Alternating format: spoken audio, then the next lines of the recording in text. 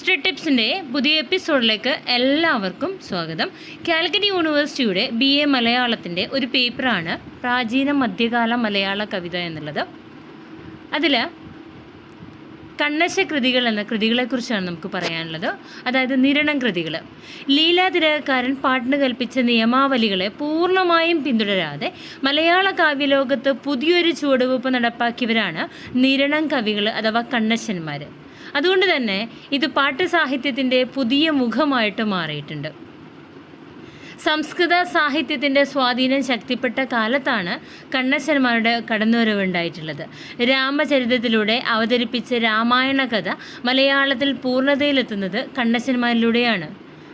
അപ്പോൾ ലീലാതിലകക്കാരൻ പാട്ടിന് കൽപ്പിച്ച നിയമാവലികളെ പൂർണ്ണമായും പിന്തുടരാതെ മലയാള കാവ്യലോകത്ത് പുതിയൊരു ചുവടുവെപ്പ് നടപ്പാക്കിയവരാണ് ആര്? നിരണം കവികൾ അഥവാ കണ്ണശന്മാർ. അതുകൊണ്ട് തന്നെ ഇത് പാട്ടുസാഹിത്യത്തിൻ്റെ പുതിയ മുഖമായിട്ട് മാറിയിട്ടുണ്ട്. സംസ്കൃത സാഹിത്യത്തിൻ്റെ സ്വാധീനം ശക്തിപ്പെട്ട കാലത്താണ് കണ്ണശന്മാരുടെ കടന്നുവരവുണ്ടായിട്ടുള്ളത്.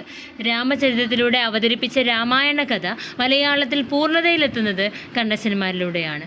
രാമൻ എന്ന മനുഷ്യൻ്റെ ജീവിത കഥയാണ് വാൽമീകി പറയുന്നതെങ്കിൽ രാമപ്പണിക്കർ കണ്ണശ രാമായണത്തിൽ അവതരിപ്പിക്കുന്നത് അവതാര പുരുഷനായ രാമൻ്റെ ചരിതമാണ്. അപ്പോൾ രാമൻ എന്ന മനുഷ്യൻ്റെ ജീവിതകഥയാണ് വാൽമീകി പറയുന്നതെങ്കിൽ രാമപ്പണിക്കർ കണ്ണശ രാമായണത്തിൽ അവതരിപ്പിക്കുന്നത് അവതാര പുരുഷനായ രാമൻ്റെ ചരിതമാണ്. ശ്രീരാമൻ്റെ രാമചരിതത്തിലെ ഭാഷയെ ഏറെക്കുറെ അനുകരിച്ചുകൊണ്ടാണ് ഈ ഒരു കൃതി രചിച്ചിട്ടുള്ളത്.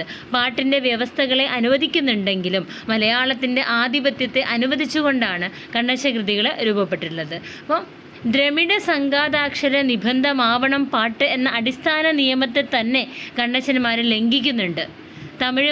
തമിഴ് അക്ഷരമാലയിൽ ഇല്ലാത്തതും സംസ്കൃതത്തിൽ നിന്ന് മലയാളം സ്വീകരിച്ചതുമായ ശബ്ദങ്ങൾ ഇതിൽ ധാരാളമായിട്ട് ഉപയോഗിക്കുന്നുണ്ട്. അപ്പോൾ പാട്ടിൻ്റെ വ്യവസ്ഥകളെ അനുവദിക്കുന്നുണ്ടെങ്കിലും മലയാളത്തിൻ്റെ ആധിപത്യത്തെ അനുവദിച്ചുകൊണ്ടാണ് കണ്ണശ കൃതികൾ രൂപപ്പെട്ടത്.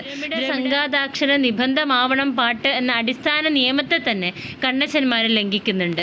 തമിഴ് അക്ഷരമാലയിൽ ഇല്ലാത്തതും സംസ്കൃതത്തിൽ നിന്ന് മലയാളം സ്വീകരിച്ചതുമായ ശബ്ദങ്ങൾ ഇതിൽ ധാരാളമായിട്ട് കാണുന്നുണ്ട്. മാത്രമല്ല കണ്ണശ കൃതികളിൽ തമിഴ് വൃത്തങ്ങൾ അതേപടി പ്രയോഗിച്ച് കാണുന്നുമില്ല.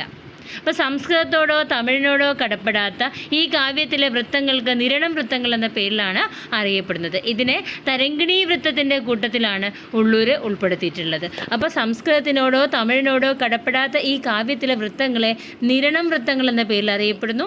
ഇതിനെ തരംഗിണീ വൃത്തത്തിൻ്റെ കൂട്ടത്തിലാണ് ഉള്ളൂർ ഉൾപ്പെടുത്തിയിട്ടുള്ളത്. അപ്പോൾ കണ്ണശന്മാരുടെ ജന്മദേശം തിരുവല്ല താലൂക്കിൽ നിരണമാണ്.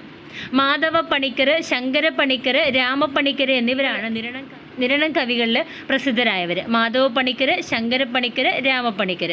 ഇതിൽ മാധവ പണിക്കരുടെ പ്രസിദ്ധ കൃതി ഭാഷാ ഭഗവത്ഗീതയും ശങ്കര പണിക്കരുടേത് ഭാരതമാലയും രാമപ്പണിക്കരുടേത് പ്രസിദ്ധമായ കണ്ണശ രാമായണവുമാണ്. അപ്പോൾ കണ്ണശന്മാരുടെ കാലം ഏതെന്ന് ഉറപ്പിക്കാൻ വ്യക്തമായ തെളിവുകൾ നമുക്ക് ലഭിച്ചിട്ടില്ല. AD 1350 AD 1450 ഇടയിലാണ് ഈ കാവ്യങ്ങൾ രചിച്ചത് എന്ന് കരുതപ്പെടുന്നുണ്ട്. അപ്പോൾ ലീലാതിലകത്തിന് ശേഷവും കൃഷ്ണഗാഥയ്ക്ക് മുന്നേയുമാണ് കണ്ണശന്മാരുടെ കാലഘട്ടം എന്ന് പറയപ്പെടുന്നുണ്ട്. ഇത് പറയുമ്പോൾ നമുക്കെൻ്റെ കൂടെ തന്നെ കണ്ണശ രാമായണത്തെക്കുറിച്ച് പറയാം. രാമപ്പണിക്കരുടെ പ്രധാനപ്പെട്ട കൃതിയാണ് കണ്ണശ രാമായണം. മലയാളത്തിലെ ആദ്യത്തെ സമ്പൂർണ്ണ രാമായണം എന്നറിയപ്പെടുന്നത് ഈ ഒരു കൃതിയാണ്. മലയാള മനോരമയുടെ പ്രഥമ പത്രാധിപരായിരുന്ന കണ്ടത്തിൽ വർഗീസ് മാപ്പിളയാണ് ഇത് ആദ്യമായി കണ്ടെടുത്ത് പ്രസിദ്ധീകരിച്ചത്. അപ്പോൾ വാൽമീകി രാമായണത്തിലെ 24,000 ശ്ലോകങ്ങളെ 3050 പാട്ടുകളിലായി സംഗ്രഹിച്ചതാണ് ഈ ഒരു കാവ്യം. കണ്ണശ രാമായണത്തോടെ സാഹിത്യത്തിലൂടെയുള്ള ആധ്യാത്മിക ചിന്ത മലയാളത്തിലും ഉദയം കൊണ്ടിട്ടുണ്ട്. അപ്പോൾ രാമപ്പണിക്കരുടെ മറ്റ് കൃതികളാണ് ഭാഗവതം, ഭാരതം, ശിവരാത്രി മഹാത്മ്യം എന്നിവ. രാമപ്പണിക്കരുടെ മറ്റ് കൃതികളാണ് ഭാഗവതം, ഭാരതം, ശിവരാത്രി മഹാത്മ്യം എന്നിവ. ഇനി ഭാഷാ ഭഗവത്ഗീതയിലെ 700 ശ്ലോകങ്ങൾ സംഗ്രഹിച്ച് വെറും 320 ശ്ലോകങ്ങളിലായി രചിച്ചതാണ് ഈ ഒരു കൃതി. അപ്പോൾ ഗീതയിലെ തത്വവിചാരത്തിന് യാതൊരുവിധ കുറവും വരാതെയാണ് മാധവ പണിക്കർ തൻ്റെ രചനാകർമ്മം നിർവഹിച്ചിട്ടുള്ളത്. അപ്പോൾ മാധവ പണിക്കരുടെ കൃതിയാണ് ഭാഷാ ഭഗവത്ഗീത എന്നുള്ളത്. ഭഗവത്ഗീതയ്ക്ക് ഭാരതീയ ഭാഷകളിൽ ആദ്യകാലത്തുണ്ടായിരുന്ന പരിഭാഷകളിൽ ഏറ്റവും പ്രധാനപ്പെട്ട ഒന്നാണ് മാധവ പണിക്കരുടെ ഭാഷാ ഭഗവത്ഗീത. ഇനി വരുന്നത് ഭാരതമാലയാണ്. മലയാളത്തിലെ ഒന്നാമത്തെ മഹാഭാരത സംഗ്രഹമാണ് ശങ്കര പണിക്കരുടെ ഭാരതമാല. 1,20,000 1,20,000 ശ്ലോകങ്ങളുള്ള മഹാഭാരതത്തെ 1363 ശീലുകളിലേക്ക് സംഗ്രഹിക്കുക എന്ന മഹത്തായ കർമ്മമാണ് നൂറ്റാണ്ടുകൾക്ക് മുമ്പേ ശങ്കരപ്പണിക്കർ പൂർത്തീകരിച്ചിട്ടുള്ളത്.